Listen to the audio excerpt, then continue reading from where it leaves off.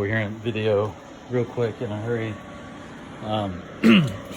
So the water feeds in here in the bottom of this manifold, goes in through the exhaust, gets preheated, goes through water jackets here, fills up the cylinders, comes out of the top of the cylinders here and here. When it comes out of there, it goes into the front of the U-shaped pipe here on each side and fills up this tube.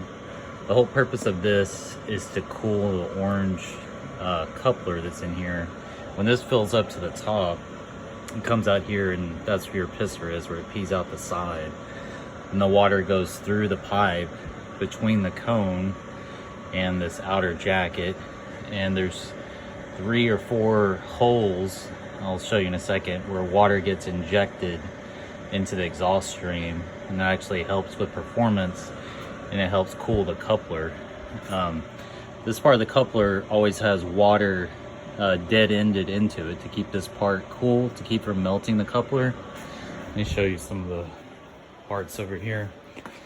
So like I said, the water comes in here from the top of the head, comes through here, feeds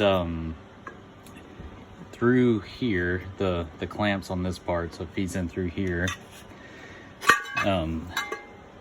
goes through these holes, then enters these jackets and comes out. So then water is between this inner cone, which this is the expansion chamber cone. These are different lengths. On the 987 1200 are the shorter one. This one's better for top end, but anyways, so there's water on the outside of this, on the inside of this, and it ends up dead ending. There's a rubber gasket that goes right here, so water's flowing, hits that rubber gasket, it hits a dead end, and then there's holes. See these holes right here? It sprays that water into the exhaust stream downstream and helps cool the rubber coupler that's here. That water dead end, there's a rubber gasket in here. See this? If you pop this out, there's a rubber gasket in here that keeps the water from coming out of the bottom. But water's supposed to sit in here. It drains off the bottom and comes in here to keep the rubber coupler that goes between this and the water jacket cool.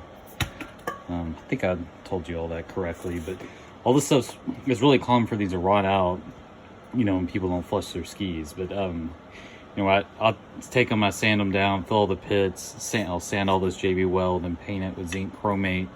And I've taken them apart after years of running them. They still look new, you know, if you treat them correctly. But there's lots of gaskets. So there's paper gaskets in here. There's a rubber gasket here, a rubber gasket in here, and all that stuff needs to be replaced. The inside of these manifolds usually don't rot much, but this stuff gets neglected often.